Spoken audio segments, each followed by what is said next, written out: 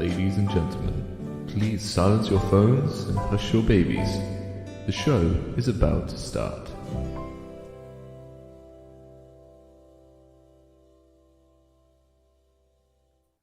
Hi everyone, Nemo here.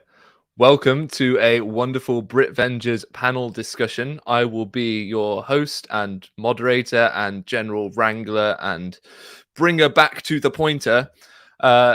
I'm joined by the BRITVENGERS tonight, and there's no point saying any more than that other than to bring them on screen because you all know who they are. Ladies and gentlemen, unmute yourselves and talk to the lovely people at home. Hello. Evening, lovely people. Hello, hello. So, why are we all here? Well, it may have something to do with the fact that 300 or over 300 letters got sent to bishops last week, to every bishop in the British Isles, in fact. And so we need to talk about that. We need to let people know what's going on. So, Jane, as the instigator of such trouble, would you like to explain what happened? I would love to. Well, I mean, I don't characterize it as trouble. So I think most of us, if we've had jobs where we've had to maybe have oversight of something else. So, for example, I worked for a charity that was relating to miscarriage for a lot of years, and it would be par for the course. If you had questions or wanted information to be made available to them, you would just contact every hospital or representative in a local medical trust. It's pretty standard procedure. So it didn't even really occur to me that it shouldn't be done, because of course it should be done. But yeah, we wanted to, as 21st century saints, after having some great conversations with the rest of the BRITVENGERS about what some of our concerns were, about some of the legalities around safeguarding, we felt there was information that some of the bishops, most of the bishops that we've in our experience, just aren't aware of. So we wanted to send a letter where we let them know, here is some really important information. You're going to have to know this in your calling. And most importantly, if we can help you, or any of the agencies that we're recommending here can help you in your calling, then we would love it if you would get in touch. And yeah, so those letters went out last week. Perfect. All right. And they were received the next day. The tester one that was sent to Sarah received the next day, even though they were sent second class, because, you know, we're nothing if not thrifty here in the BRITVENGERS. So they weren't sent, they were sent second class, which I think that's it's a bit dangerous given the current state of affairs in Britain with the postal service. Sending something second class these days is basically saying you don't want it to get there. Right? I am pronouncing a modern day miracle about this, because not only are the stamps second class, because, you know, we're a bit skint, but also the post office is having massive problems right now. We live in this tiny little village, so it's not near a hub of anything, and yet these letters managed to get from close of business on Monday across the country by 10 a.m. the next morning. Nice. Well, it's more of a miracle than some kids walking through a river in South Africa, isn't it? So, PD, what are your thoughts?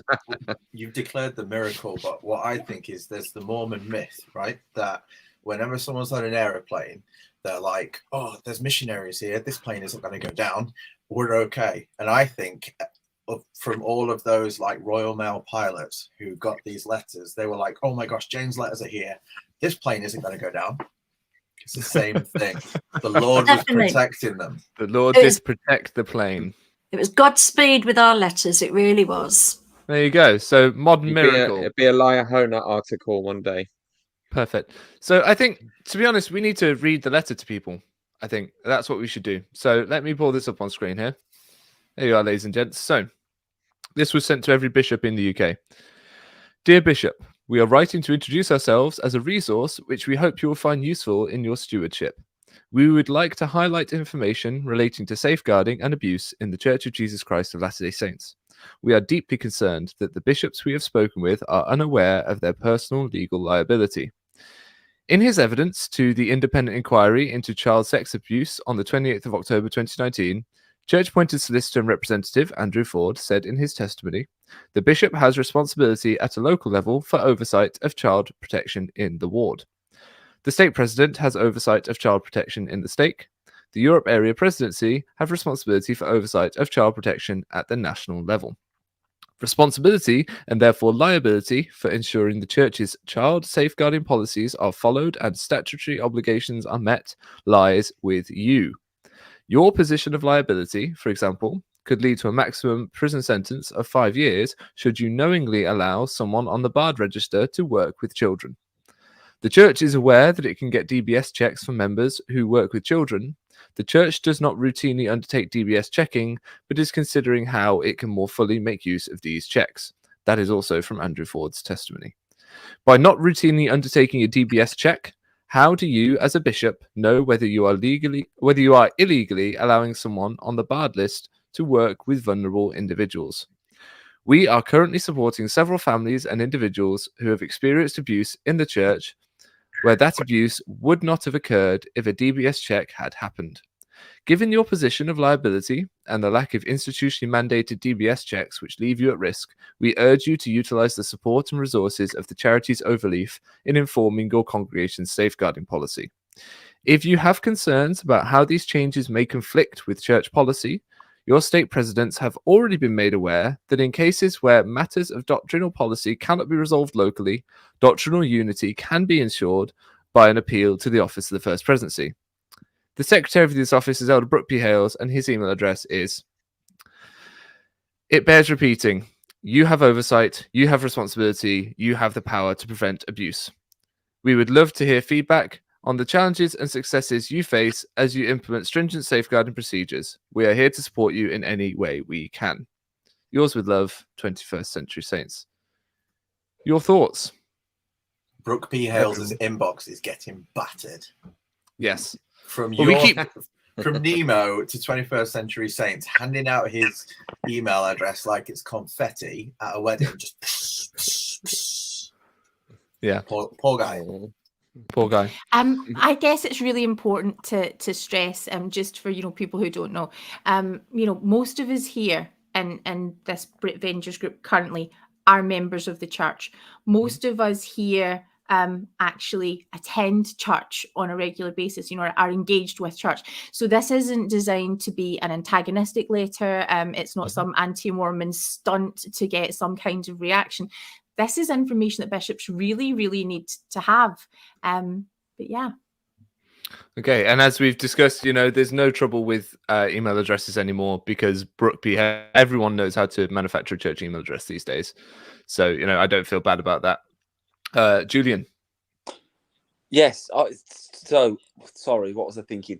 Yeah, it's what's interesting about this is that what you're doing is you're just telling them the basic responsibility that they have. But as you was going through the letter, what occurred to me is the fact that although everybody's well-meaning, I don't think anyone really takes it seriously. I think that's the biggest shock. I think is that I'm kind of imagining how that will fall upon the bishops, and I think. They would initially, if they kind of came across this idea of, your response, safeguarding of people in your congregation is your responsibility. What that translates to in their head is, you're the father of the ward. You've got to look after everybody. But we're using very specific language here, and anybody that is involved in education, or anything where you work regularly with young people would know that and would understand that to say that you have responsibility, and the key word here that you used in the letter is liability, that you've got liability here. And I think that's a really important message for them to get. I've got family members that have been in that position, and I would feel a responsibility to protect them from that kind of liability that the church doesn't really emphasize for them, I don't think. No. And I mean, we'll get to some responses later on, but this wasn't received by bishops, at least as far as we know, as anti-Mormon material or anything like that. It's been well received, which is good. PD? can't hear you, PD. Oh, you're muted. You're muted. Sorry, guys. There we Classic go. 2020 there. Message to 21st century saints. Did the church in any way get any prior warning about the contents of the letter or your campaign, even if it wasn't a letter? But like, did they know that this campaign was going on? What's their response? We'd spoken with the church on several occasions, and we'd spoken with lawyers, we'd spoken with stake presidents, we'd spoken with leaders, and we have pointed out this legal liability if somebody was to allow a person to work with children who was not DBS checked and they abused a child and they were on the barred list, then there's a personal liability. We'd spoken with leaders about that. We hadn't got very far in getting any confirmation that they were going to do anything about it, that they were going to take it seriously. And we felt, for two reasons, we thought long and hard, because we knew it would cause probably some panic for some bishops and some upset. And we knew it would cause a lot of pressure being brought to bear on stake presidents and probably on the abuse helpline lawyer. But we actually felt that it was appropriate and right and proportionate to do that, based on the fact that we know of cases where, had they followed this procedure, children would not have been abused. So we felt it was actually very justified that, yes, it might cause some tension, it might cause some upset, but that it was absolutely necessary. Am I right in thinking? Oh, no, Julian, PD? I was just going to comment on the letter again, that, and you just mentioned the lawyers that you'd spoken to, and that in the letter there's mention of a lawyer speaking to the committee here in the UK for child safety. When was that? Like, how long has this been going on? Because what the lawyer said was quite interesting, that the church was thinking about DBS checks and different things. It was 2019. Yeah, so it's been a long time.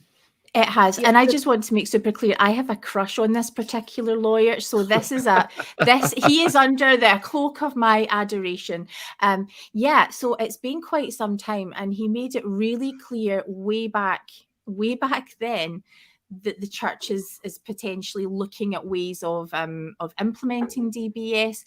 They don't want to have any legal obligation for that to be legislated for. They made their position that clear. We'd rather this legislation didn't happen, but this was something that they would choose to do.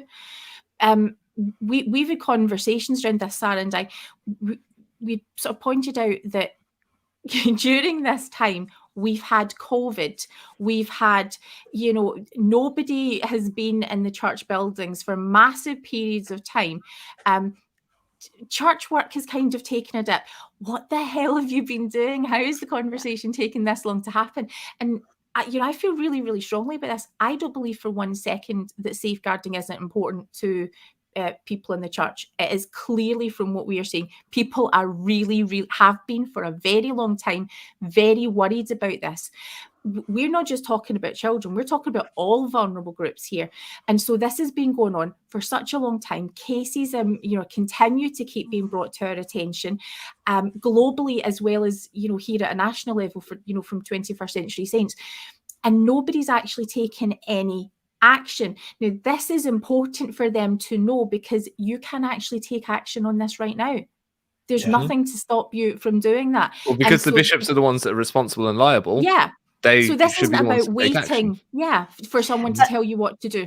Yeah. And I think that's a really important point. The bishops are the ones that are going to carry the can if this goes pear-shaped. And it seemed really unreasonable for our bishops, that are, for the vast majority, good people just trying to do a good job, for them to be left completely exposed to safeguarding risks. We've got, in 2019, the church lawyer said to the inquiry, well, we're not doing DBS checks because they're not mandated in law. They know about them. We're going to look at whether we can use them, but because they're not mandated in law, we won't use them. Then later on in the same inquiry, the lawyer said, well, actually, we wouldn't know if anybody outside the church who was an ordinary member of the church had a conviction or allegation of child sexual abuse. We would have no way of knowing that unless it was connected to happening at church in some way. Well, they would if they did the DBS checks. Yeah. So the will is there. The will is there. The positive motivation is there, but we've got to kind of move them into action. But what Andrew Ford is saying in the inquiry is, what he is saying is what we all know about the church, which is that unless they are legally mandated to do something, they don't do it. It doesn't matter how right it may seem to be. They don't want to be told what to do. Yeah, it's been a long time. Yeah. Can I say there's a real concern with that, isn't it? Because the church don't want to do something unless they're mandated, and the church don't want mandatory regulation over what faith communities or the church in particular do. And there's a problem that by not doing some of the things that safeguarding experts are saying are essential, the government are more likely to bring in regulation and bring in a statutory framework to start investigating what faith communities are up to. So actually, by not complying voluntarily, we're far more likely to see regulation. Yeah, Okay. we also, it's really worth just making, especially for an American audience, aware about what we are talking about when we are talking about DBS checks here. In Scotland, it's a PVG scheme. In the Republic of Ireland, it's legally mandated that those checks already happen. So that's a separate country where that's, you know, fantastic that that's happening because the law says it. But DBS checks here, they're relatively cheap. They're not intrusive. The person who is getting a background check done knows that it's happening. So were I to be called to a position, it would be with the proviso in the church that you know, you're going to be called, for example, into the primary organisation, and a DBS check would be required from you. I would sign the paperwork, provide information of previous addresses and things like that, and it would come back. Every employer, organisation who works publicly facing with vulnerable groups has these checks as part of their role. When we send our children to school or to any clubs or groups, Brownies, Scouts, we expect them to happen. Most people would never send their child to an organisation that's safeguarded in the way that the church is. It's true. Julian, you were going to say something. I've just got a couple of questions. Yeah, please. Jane, one for you. Jane, how many church lawyers have you met? A few. Yeah, quite a few. Yeah. Four. Four, isn't it? It's four. How many of them do you fancy? One. At least two. At least two. Okay, but majorly two. Major crushes on two. The others are, yeah. Sarah, am I right in thinking that if a bishop were to call somebody that is on the barred list, it's not defensible to say, well, I didn't know, you know, considering the fact that I know it's not legally mandated, but there is statutory guidance in place. Am I right in saying that it wouldn't? Yeah. Yeah, it's not a defence that they can offer for. Well, I didn't know. The statutory guidance that actually says you should do DBS checks. The Charity Commission recommend DBS checks should be done at the highest level of eligibility, which means DBS enhanced and barred list checks. And it's not defensible to say I didn't know about it. And they are personally liable, not the church. The bishops themselves are personally liable. What the law says in the 2006 Safeguarding Vulnerable Persons Act, what the law says that if somebody asks or allows anyone who is named on the barred list to undertake paid or voluntary work with children, then they are committing a criminal offence, and the penalty is a fine or maximum 5 years imprisonment. Yeah, and so you know, let's face it. Were that to happen, I'm sure the church would foot the bill for some really good lawyers, and you know, would probably any fine that was enforced, you know, they would probably pay that. But you know, that is such important information that bishops they do know now. Then now they know it. We've got Richard and Ruth in that position. We wouldn't. So we've got Richard and Ruth going on in the chat. Husband and wife power couple. Richard's saying if the church organization subscribes to DBS, they are accepting that there is no priesthood discernment and that callings are not from God. I'm not sure I'd take it quite that far, but it does raise to question the idea of discernment. Peter, you said you were going to have something online. Oh, there we go. Doug Vince is trying to support the postage. Thank you very much, Doug. No, that's really kind.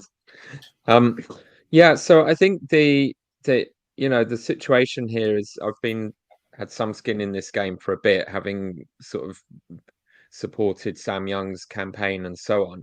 So already I was really concerned about the situation for our bishops and our whole safeguarding process, because it doesn't come anywhere close to just normal for schools. I teach at school, Julian teaches at school. We get the annual training, we are DBS checks. DBS is Disclosure and Barring Service, and they host criminal records, and they also host the lists of people with previous convictions or warnings, or where accusations were made regarding sexual abuse. And a high-level DBS check means that your employer can be informed not just of actual convictions, but where things may have been taken to court, where there have been reasons for concern, and that's what the higher sort of standard is. And that information is all there. And pretty much every religion in Britain, every responsible charity, every organisation working with youth has been doing DBS checks on anyone going anywhere near those children for years. We're about the only church in the country not doing this. And this is a symptom of the larger problem that the church's lawyers and the church's policy is to always do the absolute least it can get away with legally, and to fight in court and in government systems any legislation to force them to be better at safeguarding. So they are fighting hard to be the opposite of gold standard. They're not even gold standard, bog standard, plastic standard that every other charity in the country, every other church in the country is doing as basic, is having anyone working with young people be DBS checked.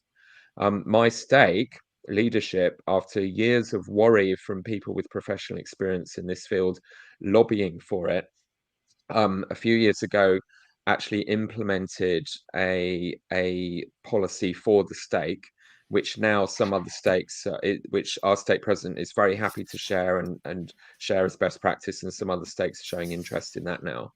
And it insists on the basics: annual training by professionals, which you can get for free from most local councils for voluntary organisations. Not that the church can't afford gold standard, because they are awash with money. And DBS checks on anyone working with young people. They haven't, however, gone as far as banning all one-to-one interviews with bishops and young people. And that should be just common sense. That should be absolute basic common sense, that you, particularly as an untrained, unprofessional adult, never ever go into a room alone with a child or young person or vulnerable adult. And having someone sitting out in the corridor outside or in the ward clerk's office opposite is no protection at all. You're insane if you think that will help you in court, because they're not hearing or seeing anything you're saying in that room. You are completely vulnerable. Your career is vulnerable. Your family, your marriage is vulnerable to any accusations made by anyone at any time, later or at the time, about what you said and did in those interviews. And you have no adult there as a witness. So that was already the baseline of concern for me coming into this whole territory. But to then, encouraged by Sarah to actually look at the legislation and both the statutory guidance from the Charity Commission and our church's status as a charity with all its tax breaks depends upon meeting those standards, as well as the criminal law in this area. And that is what will get their attention. I was never, ever told or heard, even as a ward clerk in a bishopric with an interest in these things, ever, that the bishops have legal liability, which the church's lawyers have declared to the government inquiry into abuse, is how our church operates. That the Right, I'm going to bishop stop has you there, Peter. responsibility locally and so on. I'm going to jump in there, because what I want to say, legal liability, no one told them. No one's told them. No one's told the bishops. Flying blind. No one's told the bishops at all. No, but you've got to hit the church in their wallet, really, and it will be issues with the Charity Commission that I think will ultimately force them to comply. And speaking of money, we've had some very, very nice donations from people. So what we'll do is, once YouTube have taken their cut, we'll try and get this money sorted so that we can pay the postage back that was paid for this. Sarah, please. Can I just make a point? We say about the church haven't told the bishops about the legality around personal liability if they were to ask somebody to work with children. The problem is the church lawyers didn't know until I had a conversation with one of the lawyers on the phone and said, I am really concerned that the church are not complying with this law. And he said, oh, well, the church would be very concerned if the church would be really concerned. They would want to know about that. So the lawyers didn't know until it was pointed out to them. Yeah, unfortunately. I think that what if you look carefully at the testimony given at the inquiry, what they've done is they've found a loophole. It's very clear that they've identified and spoken directly to it. The government it had proposed legislation a few years ago to insist that every charitable organisation must DBS check anyone working with children. But then they made a political decision that they didn't want so many people in the country in that system. So they made it voluntary. So it isn't although it's, in a sense, there's a legal obligation to do it from the Charity Commission laws, that should be enough, or recommendations, which are statutory, which means they have some legal weight. But in the criminal law system, as it were, there is this caveat that if you don't do the checks, you don't know. So I think the wording is if you knowingly appoint someone who is on the barred lists to work with young people, well, if the church makes sure it never asks, that it never does DBS checking of all these thousands of people given access to young people in positions of trust, then that's their get out clause. That's their defense. Well, we didn't know. But that's obviously ethically totally unacceptable because you're endangering all those children intentionally in order for a legal get out, as it were. And as Sarah's pointed out, it's not going to look good in court if a case comes or someone sues you or however these things play out. Sarah looks like she's busily researching that. Well, So I want PD to jump in before Sarah comes back on that. Yeah. PD's been waiting very patiently in the corner there. It's okay. I was just going to say, I've spoken with bishops, stake presidents, and young men, stake like youth leaders and different things over the last few weeks because they're all family, and everyone has the same kind of attitude towards. We really want to look after the youth. We really want to do DBS checks, but we don't need to right now, and different things. And I think there is a misunderstanding in the fact that all members probably know to a degree how rich the church is, and all members know that the church has a massive building full of lawyers in every part of the world. So if they know that, is there a subconscious kind of element where they think, well, we've got so many lawyers, if it was required, the lawyers would tell us, or that the Lord would tell us. So there is a proactive attitude, but there's also a lackadaisical attitude behind it of in the Lord's own time and in the lawyer's own time, if you know what I mean. Like, why do we need to look at it? Because we've got so many lawyers looking at it. It's just an extra thing on the bishop's plate. I don't know. I think, I think that for the majority of members of the church, they probably haven't had. I mean, we're all well practiced, whether we do it consciously or subconsciously. We're all well practiced in the church of putting on, putting on an act. Yeah, just putting on our best faces. Putting on our Sunday faces all the time. Always being positive. We can't be negative about the church at all. And I think as a result of that, I think people genuinely just think, well, this isn't an issue for us. It's almost like we believe all that and we feel like, well, this isn't really an issue for us. I think the idea that the church has got it wrong is just unthinkable because, of course they haven't got it wrong. And like you say, PD, they've got great lawyers, so they wouldn't have messed up there. That there's no way that they would do that. But also there's this thing of, a lot of people that would say, well, I haven't seen that. That's not my experience in the church. You're telling me that people have been abused at church. Well, that's not my experience. And so therefore, that they must be the very, very, very rare exceptions. And I don't think they are rare exceptions. I think that they are if you looked at the statistics, I think there would be statistically representative of any kind of organisation of the size of the church. But for the majority of members, I just don't think it's in their minds at all. Jane, then PD.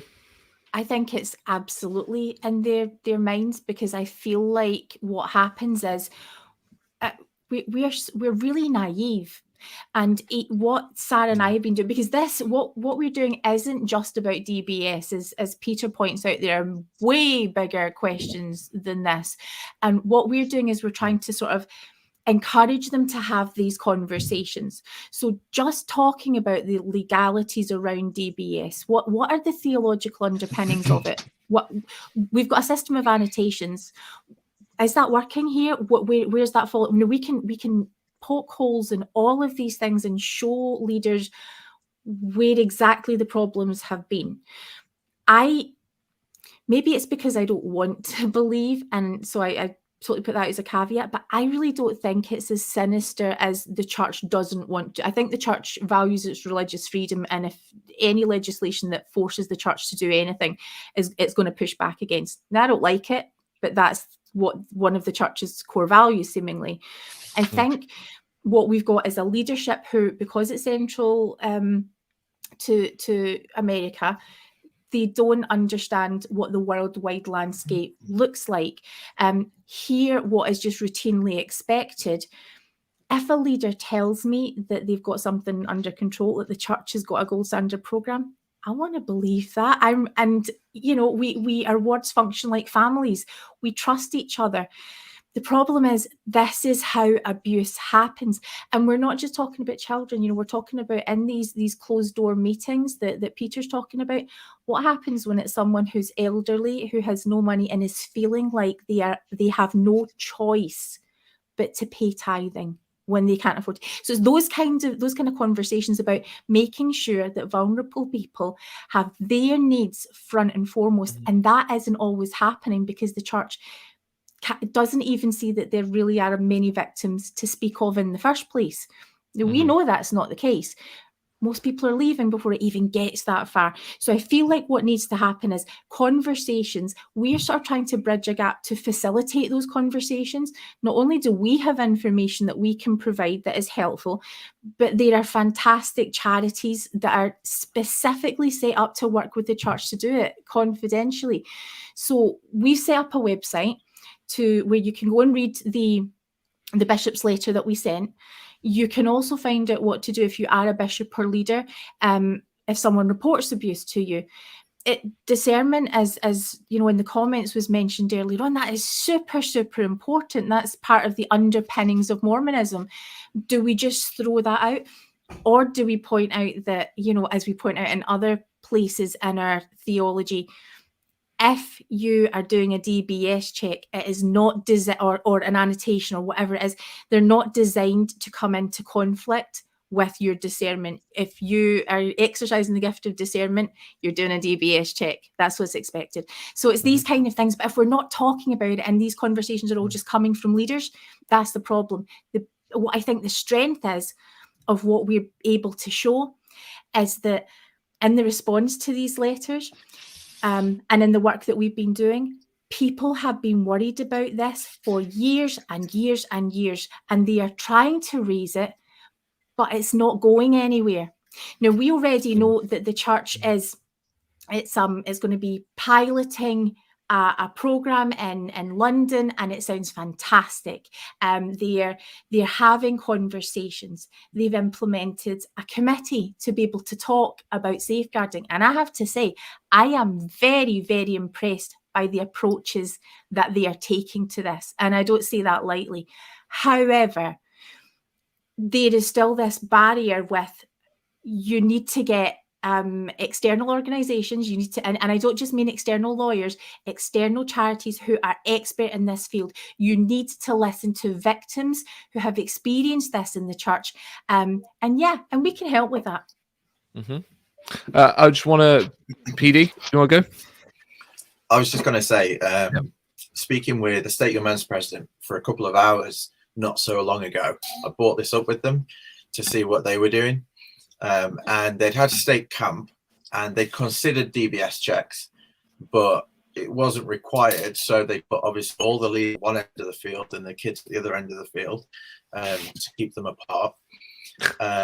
But then basically the conversation went, how far do you go? Because a DBS check doesn't just show if there's been any kind of sexual crime or anything like that. It shows everything. Okay, so if financial crimes are coming up, so I don't know, you committed some sort of fraud, do we stop these people working with the tithing?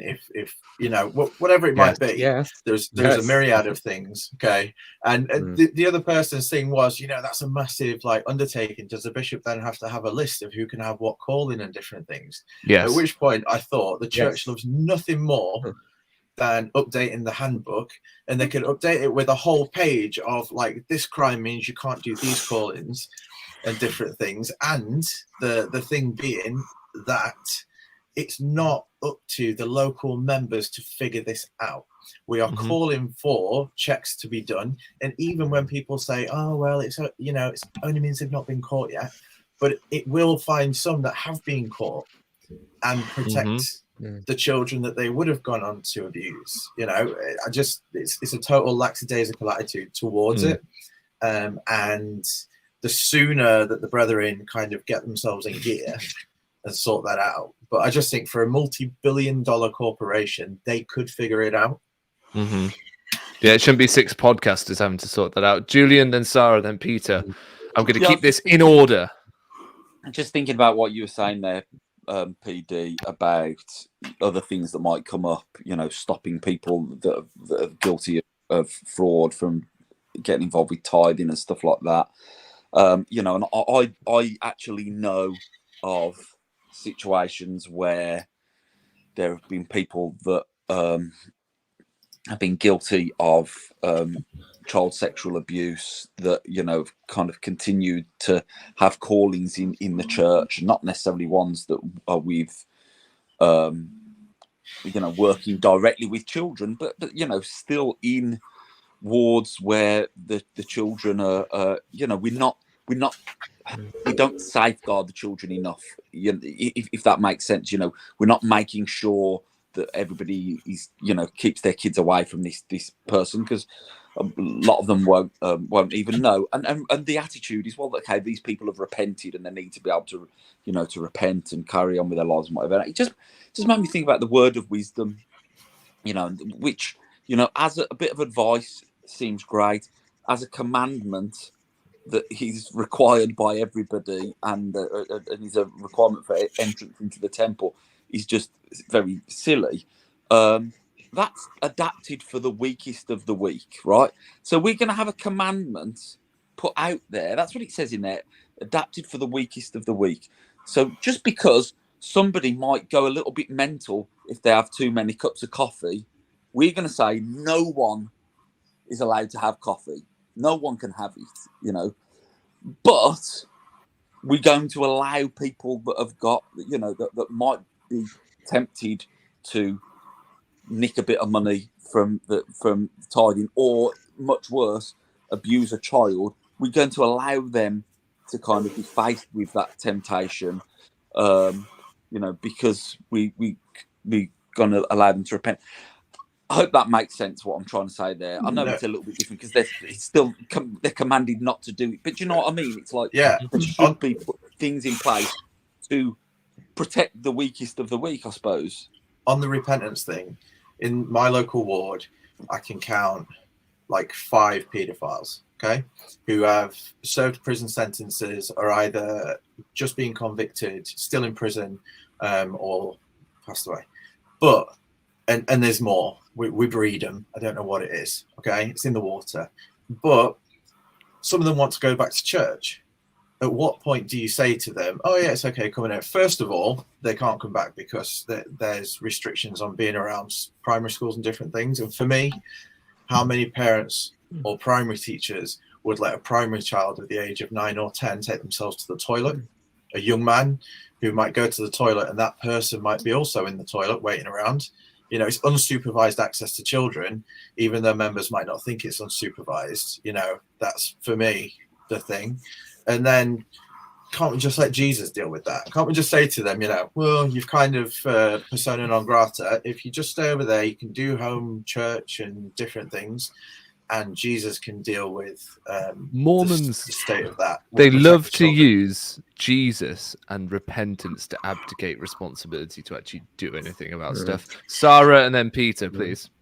I think we could talk about PD's comments all night. We really could, because there is so much in that. But I think to get to the sort of hub of all of that, we're not.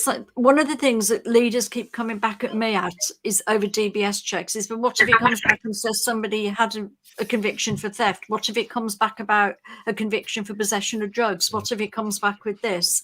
You want to know all those things.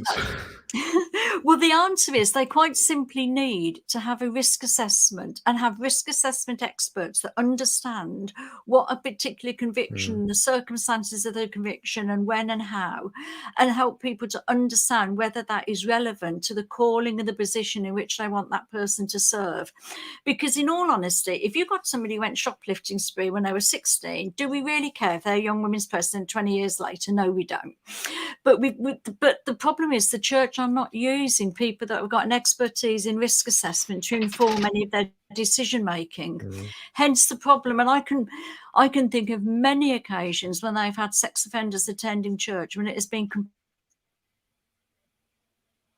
Oh, we might have lost Sarah there for a second. Dramatic pause. I was going to say really quickly, because I know I'm squeezing in and trampling, but what Sarah just said, the church already has something like that in place for missionaries when they are interviewing investigators to be baptized. When the district leader or the zone leader investigates the investigator interviews an investigator to be baptized, they'll ask them all the baptism questions, and there's 2 or 3 of them that if they answer yes to that, it goes to the next level and it goes to the mission president for a further interview. I think it's murder, homosexuality, and an abortion. If they answer yes to any of those, it goes to the mission president for his extra discernment to sort that out. So how is that any different to we get a DBS check back, it's got something on it, so we send it to the next thing for them to decide if it's appropriate? I think Alyssa here makes a really good point that often they're essentially just assessing the risk for the church, not the members. The church is more worried about their own liability than they are about necessarily the welfare of the members, would be my view on that. They're also Peter, incompetent Jane, at Julian, it. I think. But the church is rubbish at it. They're not even doing that well. We know that's their prime motivation. It's obvious, or everyone would be DBS checked. But they're not even good at it because they've opened themselves to so many liabilities that the lawyers can have an absolute field day. You only ask around in any state and you'll come across loads of cases of abuse that's been covered up, that's not been handled well. All of those people have a legal case. And what this discovery is making clear is it will fall at the door of the individual bishops and stake presidents being negligent. I just wanted to pick up on a few things to do with this idea of the discernment. So for a start, the discernment doesn't work. I'm sorry, everyone. You know, we can tiptoe around people's sensibilities. But I was having a look at just headlines. I was looking through some just standard news headlines in Utah and Idaho, and it's list after list of bishops, stake presidents, high counselors, scouts, youth leaders, primary teachers who have abused children at every level within the church. And my ward, just before I moved into it a few years ago, went through hell with this. The bishop, the serving bishop, was found to be making and viewing and storing child pornography on his computer. And his family took him to the police. That he's done jail time. That, you know, they responded as quickly as they could. But it was devastating because the stake president who'd appointed him as bishop now had a dark night of the soul. Why did I not get any discernment that I'm appointing a paedophile to be the bishop in this ward? Well, hang on. And the appointment of a bishop has to go through the first presidency, does it not? Yes. Well, yeah. So when you're appointed as a bishop, the way first presidency signed that decision off, because PD, you know that very well, right? Yeah. How many times did they reject the application for you to be a bishop? Well, twice. On the third time, just like the 116 pages they let me through. Yeah. Well, Jane? sorry, am I jumping in? Sorry, Peter. Yeah, just to cross-reference with that though, when Dallin Oakes was confronted about why he had met repeatedly with the bomber and forger Mark Hoffman, and this has been sort of all in the media recently, dealing with him, buying documents from him, interacting with him regularly, and at no point did this apostle get any tingling or sense from the spirit that he's dealing with someone lying to him, deceiving him, ripping the church off for money, and about to murder people. His excuse was, well, it's much better to sort of approach people with a positive trust than to always be suspicious and worried about that they might be being dishonest with me. And that just said it all. He admitted the discernment isn't real, because if the Holy Ghost was really functional, the Holy Ghost would slap him around the head and say, no, you're an apostle. I'm sorry to interrupt your warm fuzzies.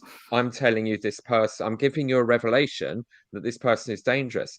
And he gave the whole game away, because you do not, if you can do both. If the discernment is real, you treat everyone with positive regard and expect them to be honest with you and treat them in a trusting relationship. And it's up to the Holy Ghost to tell you to intervene if this one happens to be the dud one. You can do both. And he couldn't get that in his head because he knows that he hasn't got it really.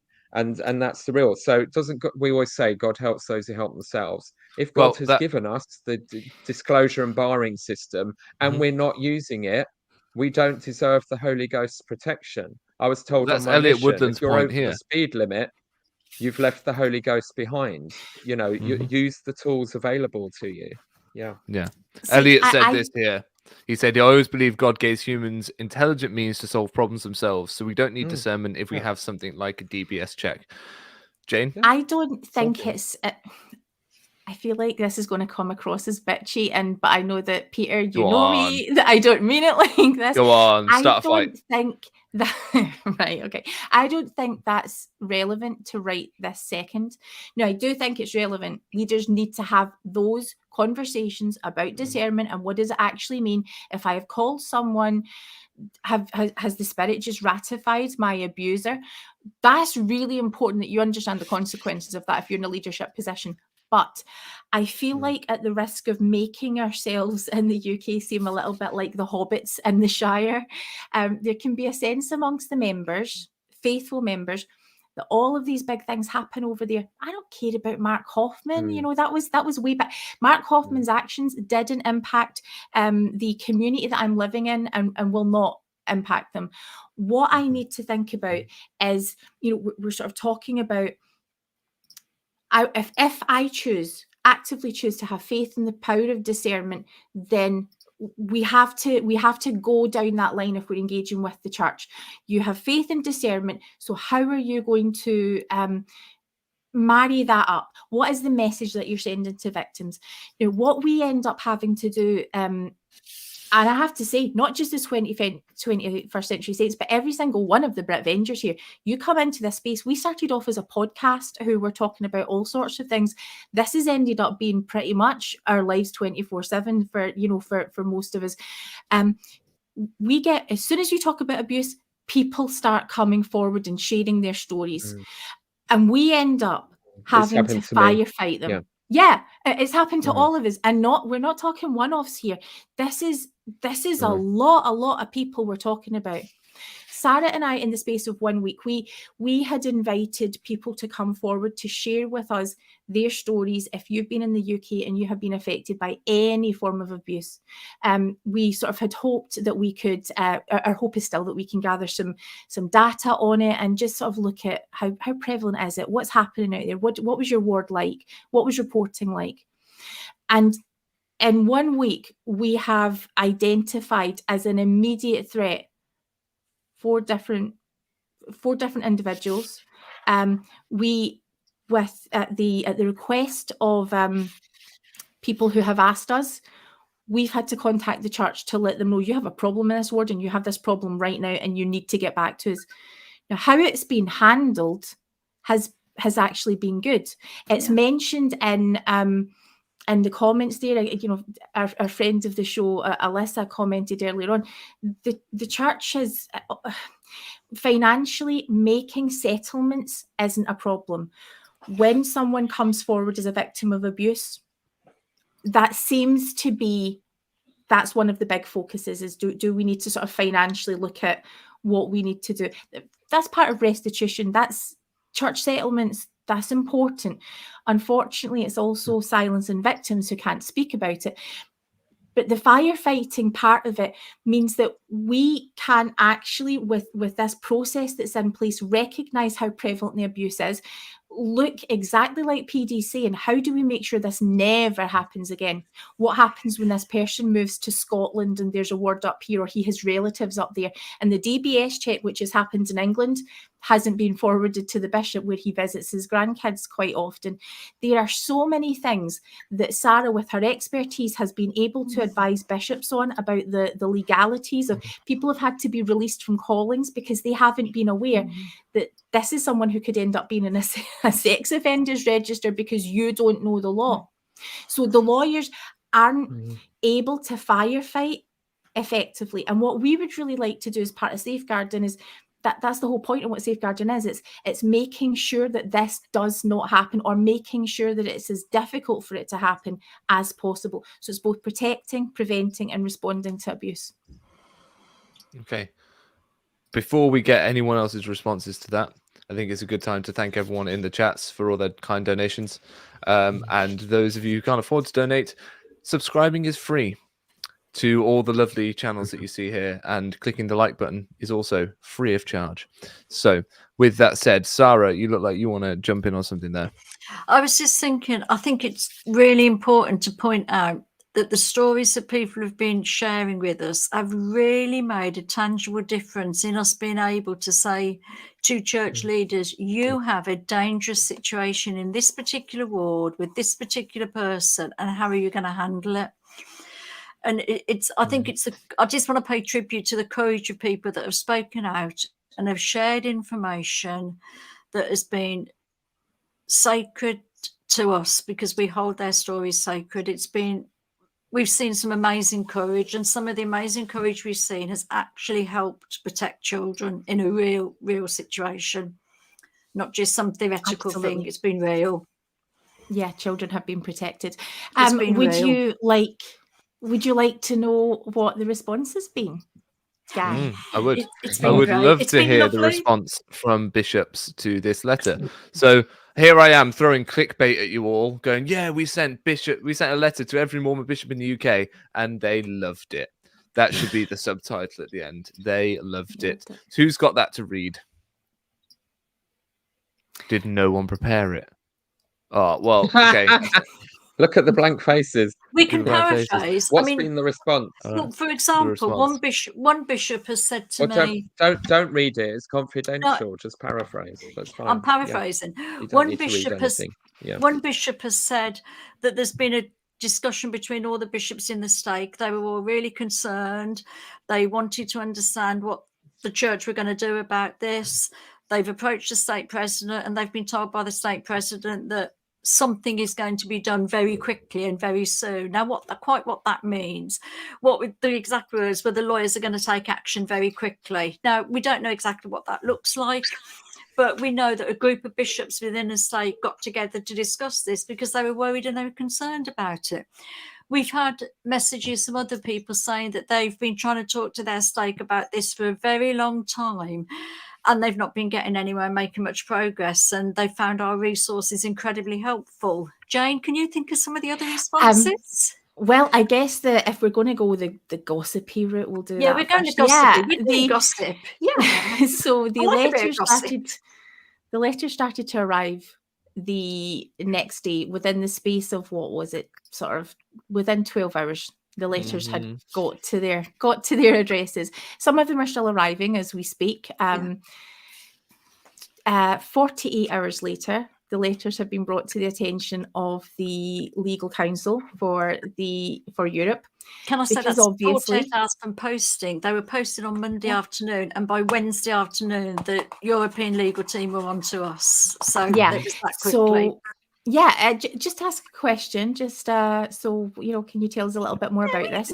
Now, fortunately, we have everything that you need to know about the letters up on the website, and some helpful resources if you want to act on any information from the website. So, yeah, I am delighted that bishops have been concerned, as they should be. They need to take it seriously. What I would expect is a bishop is probably going to speak to the stake president, possibly going to speak to their area advisor, and from there, naturally, perhaps even call the helpline. Those are the kind of things you should be doing. So yeah, congratulations to you guys. Just as many bishops we've had contact from bishops who have been incredibly supportive. This is a subject that's been close to so many people's hearts. We've been contacted by people who serve on high councils, people who serve in various leadership positions. All of these people who are in touch with us are men, which really doesn't surprise us, because we didn't address a single letter to a woman because they don't have any decision-making power in the church. Had to get that in there. What else? Our website traffic now. I just think this is just the most, outrageous statistic. The increase in views on our website is an increase of 867%. Which Wow. is just Awesome. shocked me. So between, I think, Friday and today have been the busiest days. So not only are people reading the letters, expressing concern about the letters, contacting us, they're going on to the website to get some more information, which is really what we hope will happen here. These letters were supposed to start conversations. And if it's not us that you want to speak to, we have got amazing experts that we can put you in touch with. But the fantastic thing is, just taking the past 7 days as an example, our Sarah, who is incredible at what she does, she has so much information. She understands current legislation, has been able to advise so many different people about things that they need to know as a direct result of their calling. Now, it's completely confidential. We don't come on and sort of talk about things that people are sharing with us, but we can tell you it's being received very, very well. We have not had any pushback whatsoever in the entirety of the time that we've been doing this campaign, from ex-members, from TBM members. Everyone has supported us. And So I I think would- it's adding to that. How long did it take?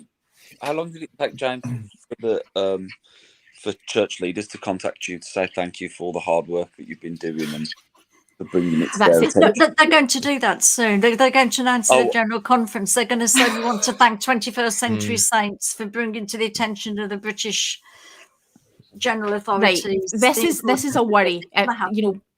This is something that we have all alluded to, and I know that the audience will really relate to this. What I'm concerned about is I don't want the church to panic, have the impression that somehow we're trying to force DBS checks or any safeguarding measure, and refuse to do it just because it seems like we are trying to put pressure on the church to do that. So we've been told by leaders the church won't go for that, the church will push back. As a member of this church, with the greatest respects to the leadership who've been saying that this is their view, I don't believe you. I don't believe you. I believe that this matters to them too. I believe that they can see how important it is. So that's where I'm going to sit on it. If you, because this is my real worry, because this is coming from the bishops, because this is coming from members, and yet Relief Society presidents, all leaders can sort of take advantage of this information because you are making it important. That's why we contacted the bishops. So I'm telling you right now, this committee that they're setting up, doing so many good things. That's not there. Are there any women on it? Yeah. Yes. Yes, there is a woman on the committee. There is. Now we would like to see more, but yeah. So what I think is really important. This is not about us. This is about us sort of harnessing a moment.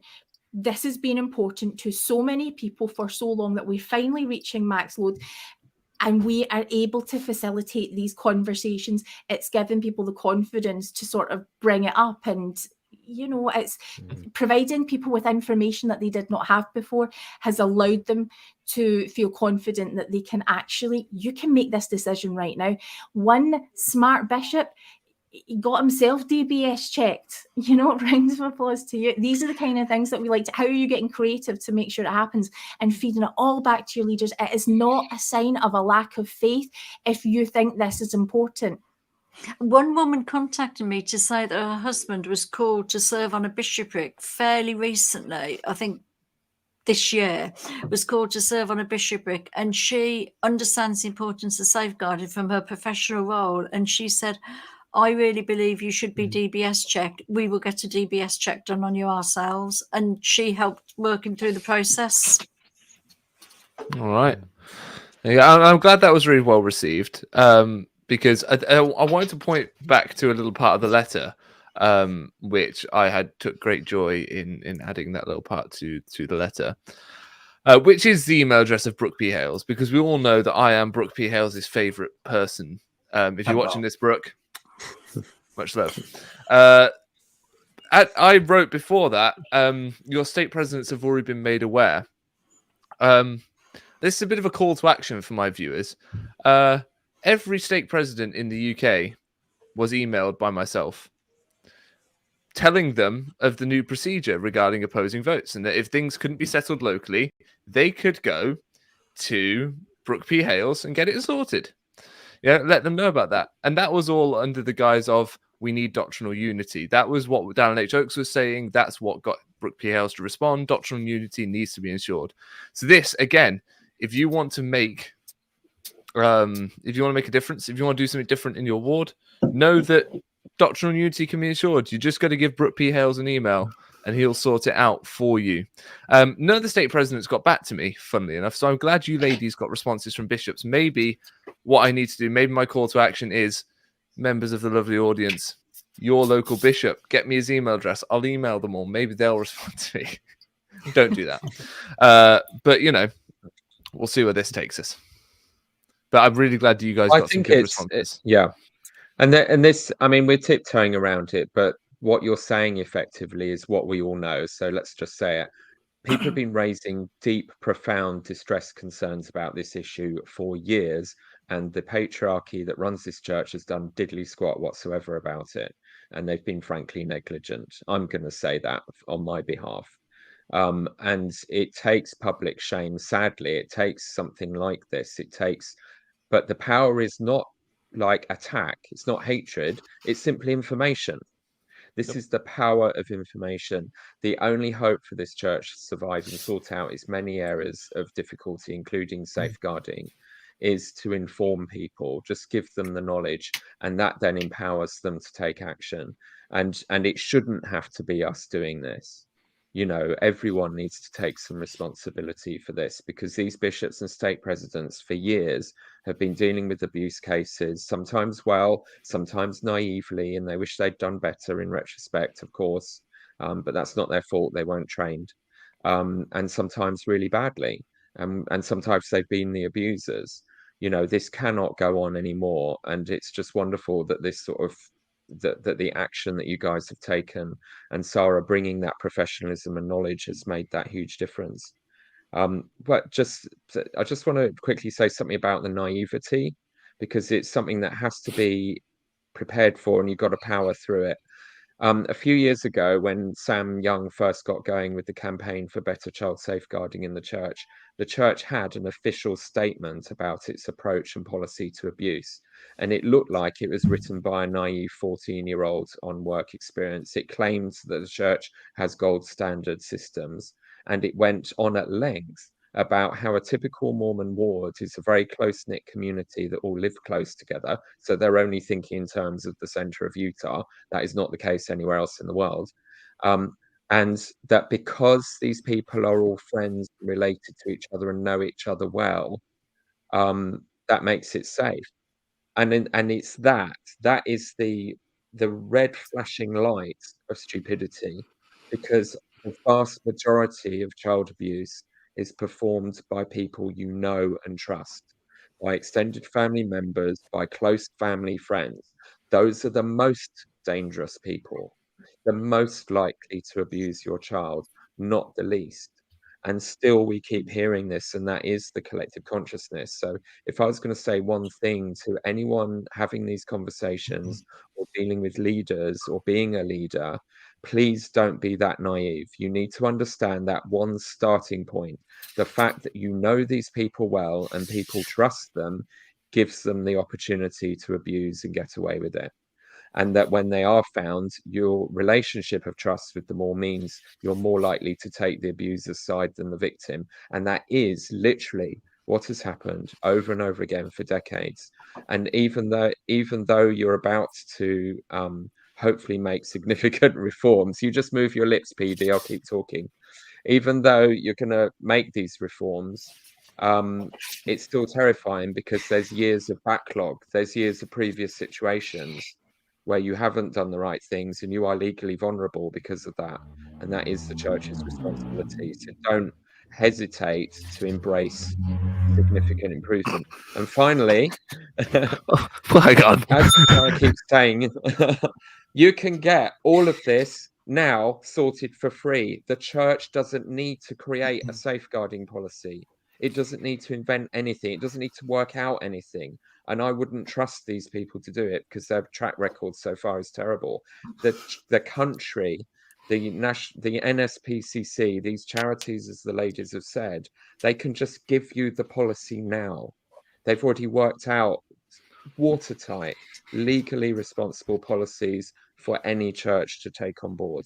It's easy. This could be sorted in a week. So don't be tolerating being fobbed off for months now by the committee or anyone else. They could fix this in a month, and they've got the resources to, and they've got all the information they need. So quick. Consider yourself told, people. Consider yourself thoroughly told. Jane, PD, Julian looks like he wants to say something but dares not, but I'm going to pull him in a moment.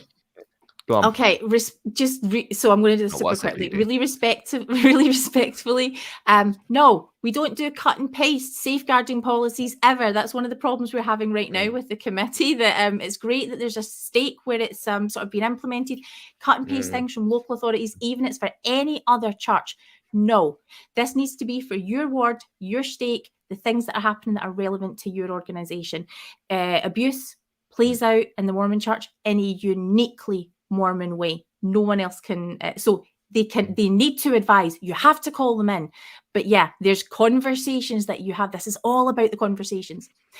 Those conversations that we're talking about, we have mentioned repeatedly that people across the spectrum, from ex-Mormons to people who have completely disaffiliated to other faiths, to people who are TBM, everyone is on the same page with this. I have never seen Latter-day Saints, people within Mormonism, people with who are part of other restoration movements, unite so fully behind any campaign. This has never happened before. What really excites me and disappoints me when I get feedback about it that sometimes talks about 21st century saints may somehow lose credibility if we are, hanging out with people who are maybe antagonistic towards the church. These people here are our friends. These people here have got skin in the game. These people here, whether it's Nemo's letter, whether it's stuff that Peter's working on, whatever it is, whether putting together Sunstone, PD can go from dancing around in his temple robes, something that is incredibly, painful, hurtful, offensive to lots of TBMs, and will still actively work to make sure safeguarding is happening in this church, and his opinion is valuable. So when we all get together as the BRITVENGERS, those letters that we do, we're running them past the whole gang there. So you can see Nemo's fingerprint right in the middle. Peter did so much work trying to learn this stuff over a really short space of time. It all comes off the top of Sarah's head. It's like, just another Tuesday for Sarah, but everybody's working towards this. And oh my goodness, that is beautiful. If the church can replicate these types of conversations, we do not have to go this alone. Every podcaster, every individual who signed our open letters or petitions, it's all reaching this sort of critical mass where we are able to actually just make our voices heard, just have conversations. Do you know one thing that has been absolutely wonderful about this whole campaign that we have been working so hard on, and it's taken multi hours of our time, and all of you guys supporting us and helping us with bits. What has been so wonderful is there's not been one person, and that's from the church lawyers to state presidents to bishops to ordinary rank and file members, however TBM they are, there has not been one person that is criticised or pushed back.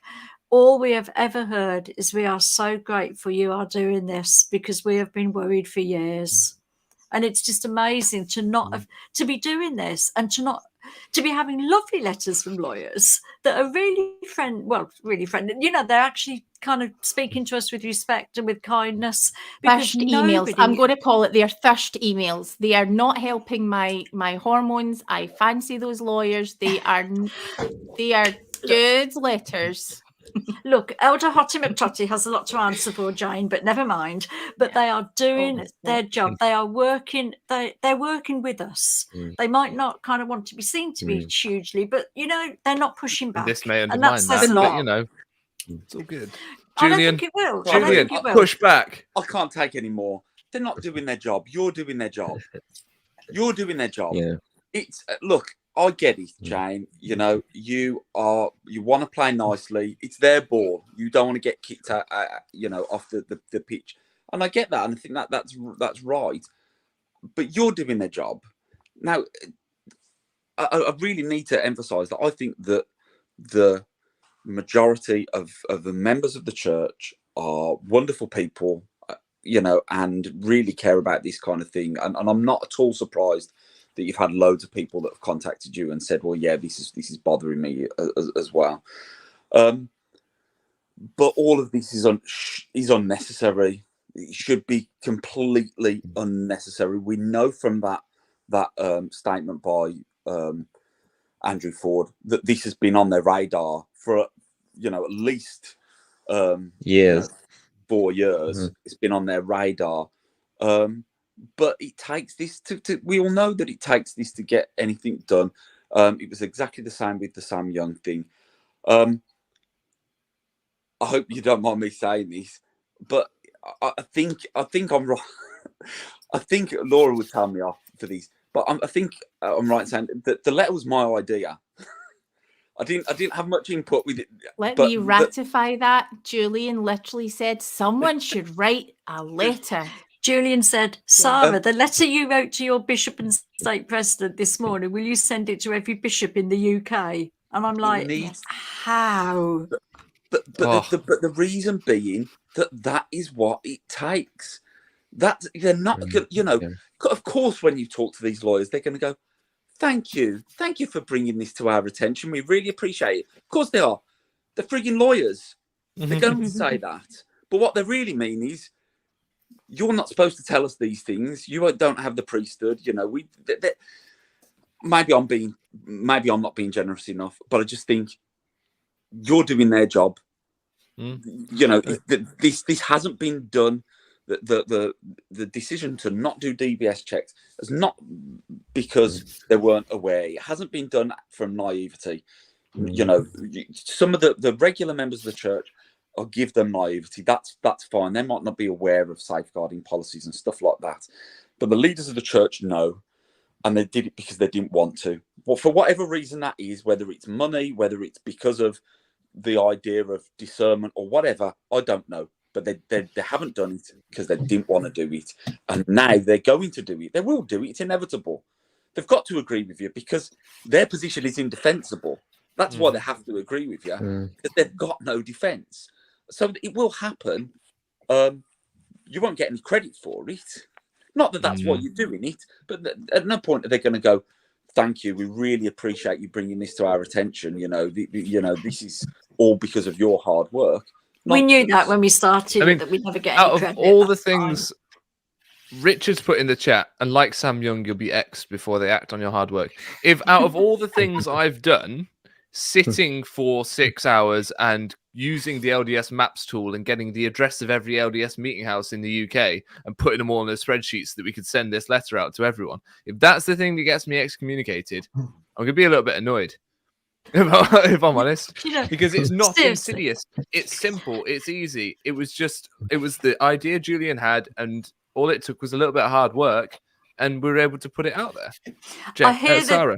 I hear the conversation, people saying you're going to get excommunicated. That's been said to us many times. This is going to happen to you before you get to the end of this. Do you know what? I don't think it will happen. I really don't. I don't think they would. I mean, the optics on safeguarding in this church are appalling. What would the optics look like if they safeguard a mother and a grandmother, 2 members of the church that are trying to say safeguard children? But if they do,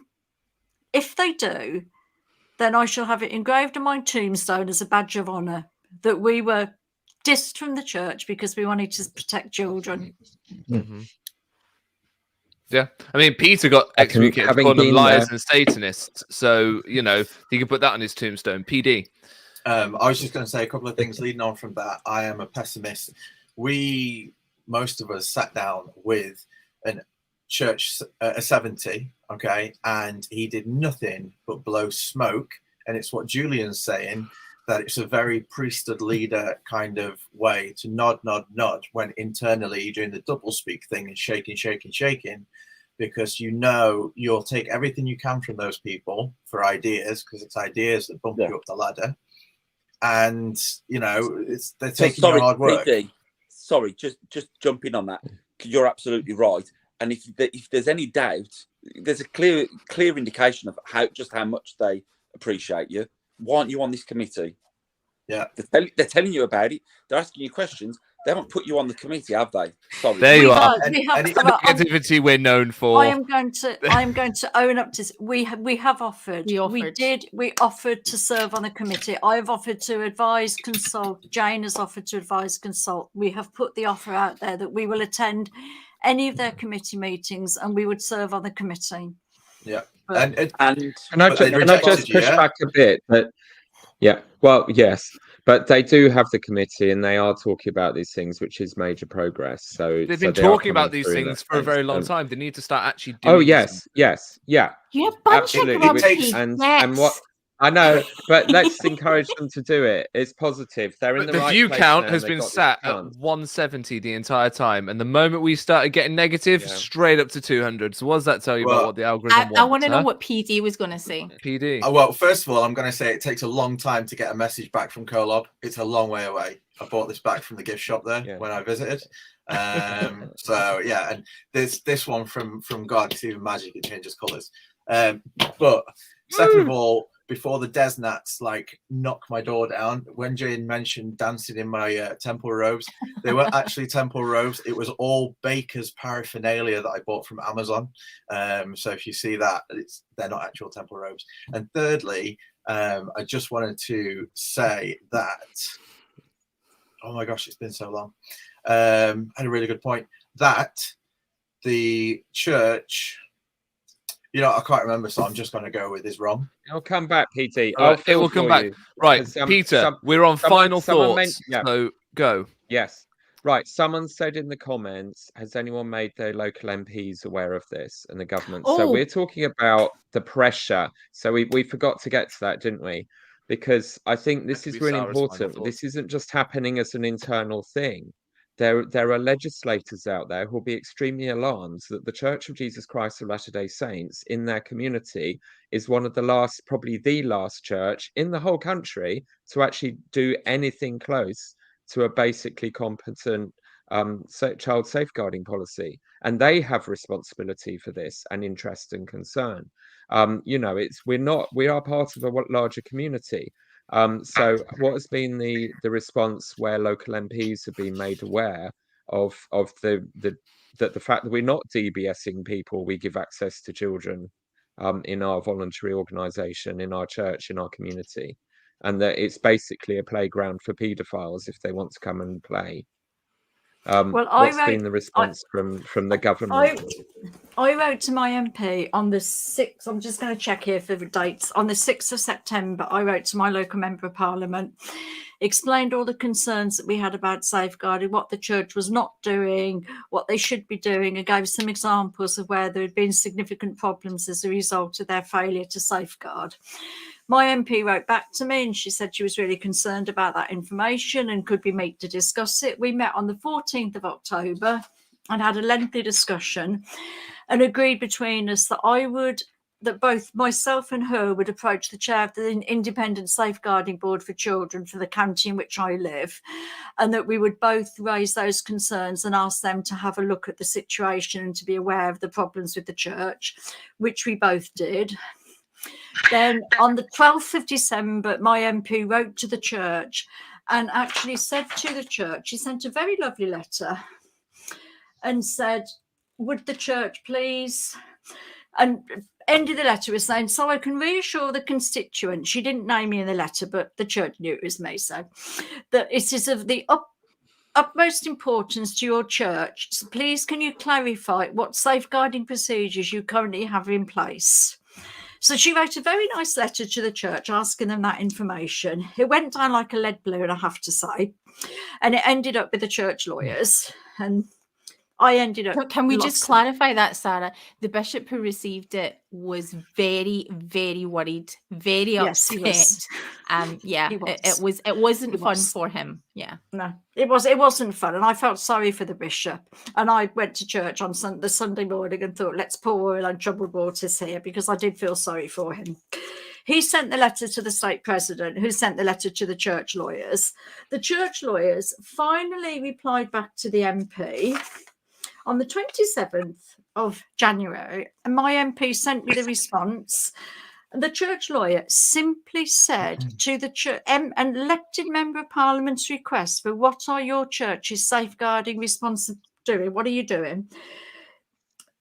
The bishop's pastoral responsibilities do not extend to communicating with members of parliament.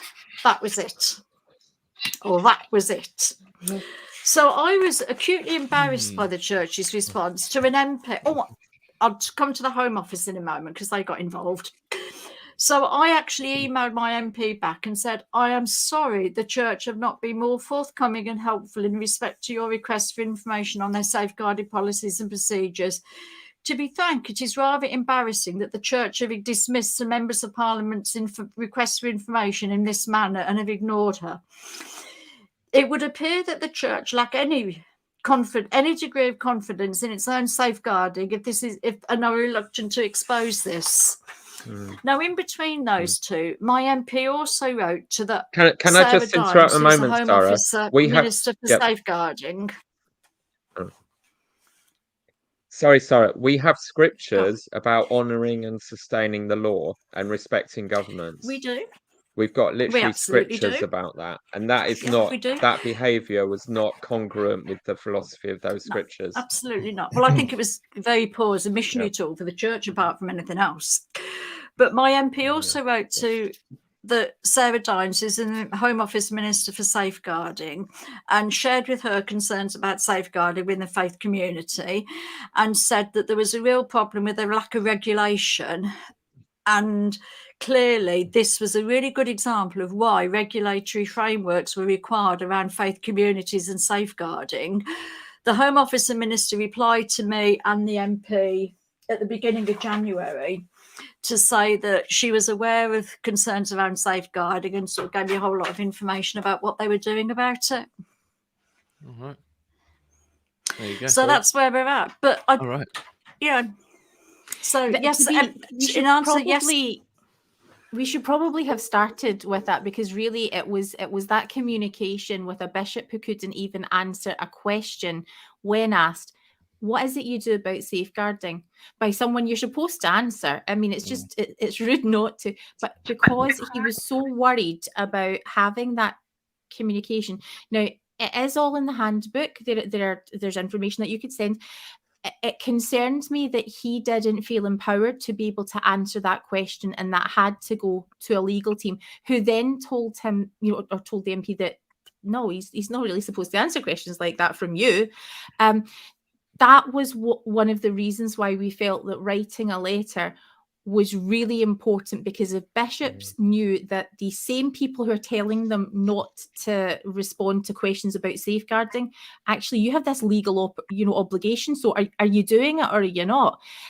So that was sort of part of the driver behind it. But again, it's hopefully an empowering letter, and one that is, telling us that we care, that we're here to be a resource, and that there's all of this information that you can access to help you.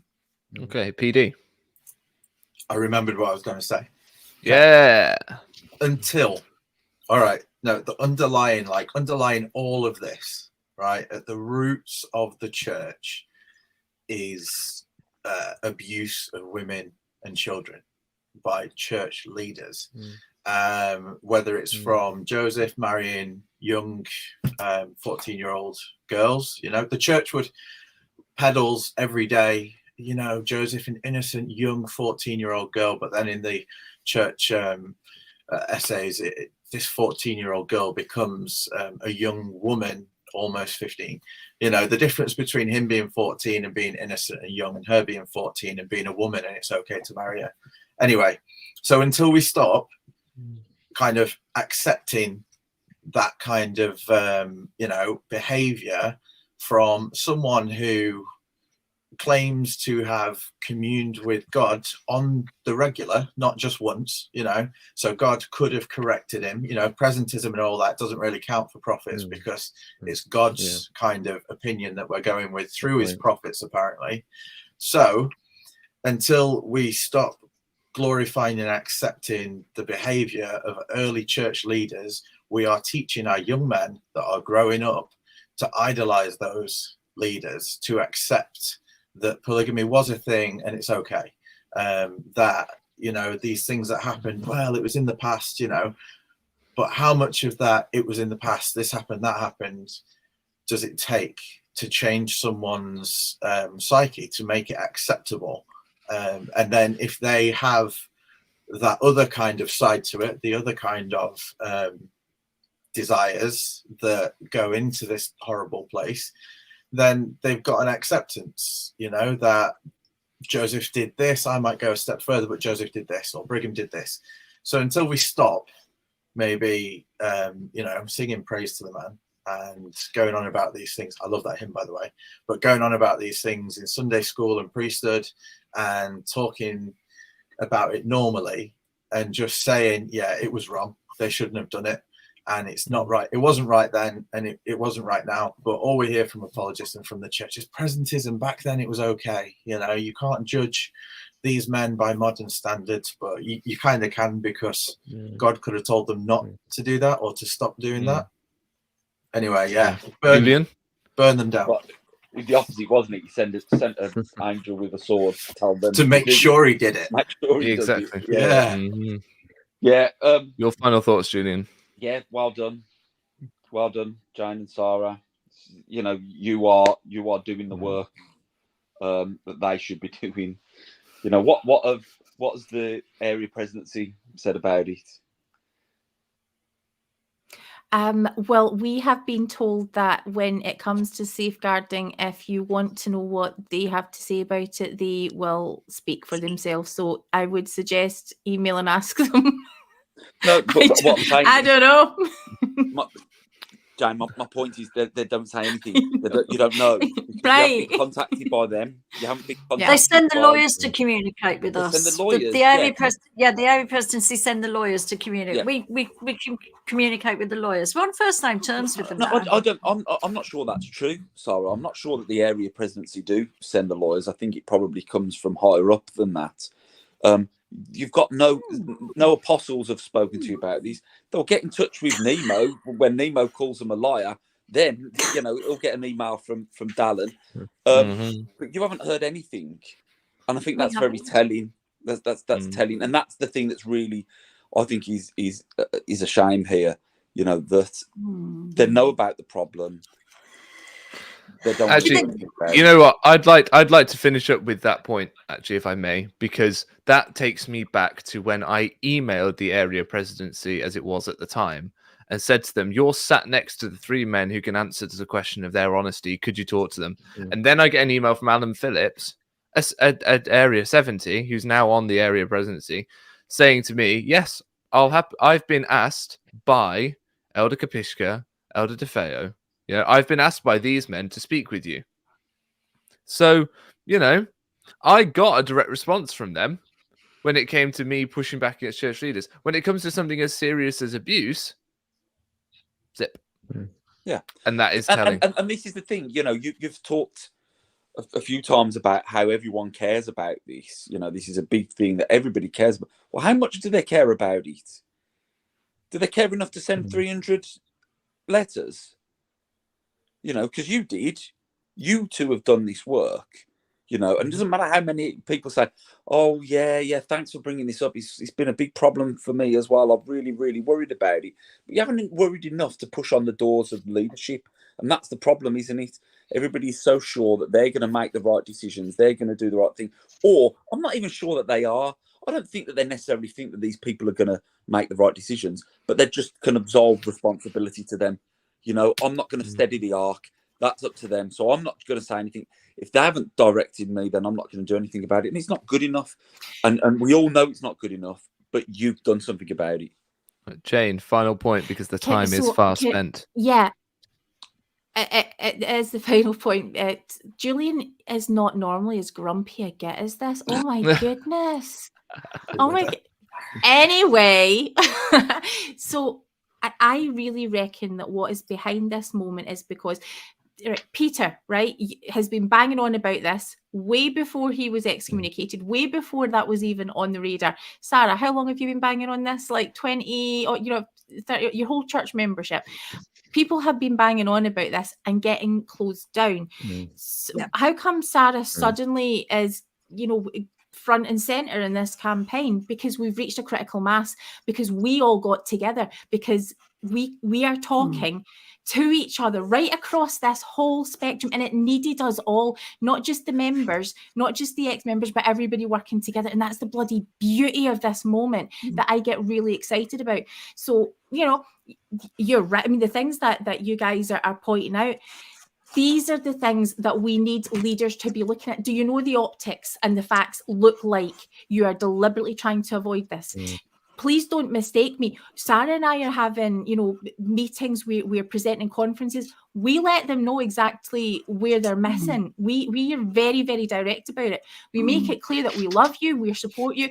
We need to be a safe place where church leaders, members, people who have been abused can reach out to us and know that we're not going to use the information against them to totally trash them, nor to totally make them look like heroes in this story. This is about communication. Oh my goodness, do you know what you can do whenever you start talking to each other and not freaking out that we're not allowed to have a conversation across this border? So that's the beauty of it for me. And with that, I'll leave you all wanting more. Thank you very much, everyone, for joining in tonight. Thank you very much, everyone in the chat, for all your kind donations, for all your great comments, for all your absolutely wonderful input. It's been a great evening. We've had a great time, and you should definitely hit the subscribe button, because you're probably going to hear more about this over the coming weeks and months. We will not stop sending people letters. We will not stop talking about it, and we will not stop getting stuck into this conversation. So if you want to join along with the ride, subscribe here, subscribe to 21st Century Saints, go and donate to them so they've got money for stamps, and you can donate here as well to keep supporting this work moving forward. Go check everyone's channels out. They'll all be in the description, because, I'll get Alex to remind me to actually do it, because, I'm not very good at this. Take care, everyone. Thank you very much, and have a wonderful evening. Goodbye.